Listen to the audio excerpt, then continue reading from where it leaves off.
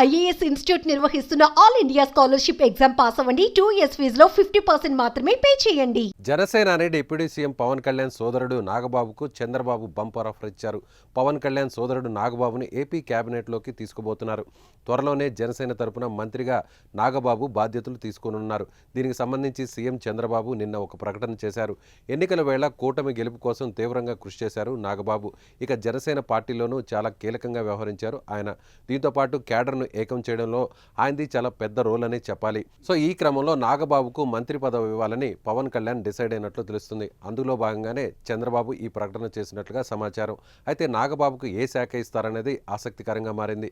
ఇక ఇప్పటికే జనసేన నుంచి ఏపీ కేబినెట్లో పవన్ కళ్యాణ్, నాదెండ్ల మనోహర్, కందుల దుర్గేష్ మంత్రులుగా ఉన్నారు.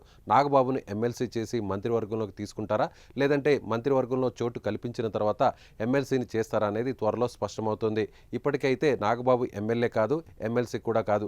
ఒకవేళ కేబినెట్లోకి నాగబాబును తీసుకుంటే 6 నెలలలోపు ఎమ్మెల్సీ కావాల్సి ఉంటుంది.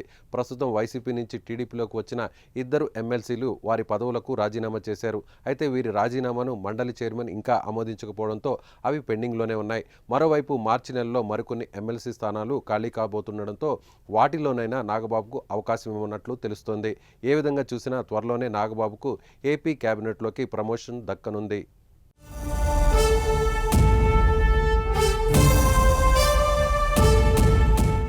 ఎన్నికలకు ముందు నాగబాబును జనసేన ఎంపీ అభ్యర్థిగా అనకాపల్లి స్థానం నుంచి బరిలో దింపాలని భావించారు. కానీ పొత్తులో భాగంగా జనసేన కేటాయించిన సీటును బీజేపీకి త్యాగం చేయాల్సిన పరిస్థితి ఏర్పడింది. అప్పట్లో పవన్ కళ్యాణ్ పొత్తు ధర్మంలో భాగంగా పెద్ద మనసు చేసుకోవడంతో కూటమి ప్రభుత్వం అధికారంలోకి రాగానే నాగబాబుకు కీలక పదవి ఇవ్వాలని నిర్ణయించారు. తాజాగా ఖాళీ అయిన 3 రాజ్యసభ స్థానాల్లో ఒక స్థానాన్ని నాగబాబుకు ఇవ్వాలని పవన్ కళ్యాణ్ డిమాండ్ చేశారు.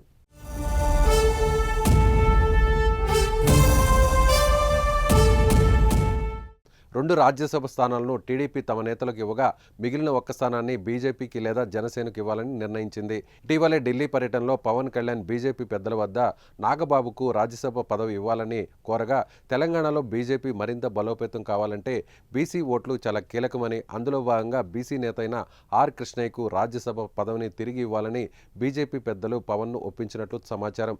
దీంతో రాజ్యసభకు బదులు ఏపీ మంత్రివర్గంలో చోటు కల్పించాలని పవన్ కళ్యాణ్ డిమాండ్ చేయడంతో చంద్రబాబు ఓకే చెప్పారు. ఇందులో భాగంగానే రాజ్యసభ స్థానాలకు ఎంపిక చేసిన 3 అభ్యర్థుల పేర్లతో పాటు నాగబాబు పేరును కూడా ఏపీ కేబినెట్లోకి తీసుకుంటున్నట్టు చంద్రబాబు స్వయంగా ప్రకటించారు.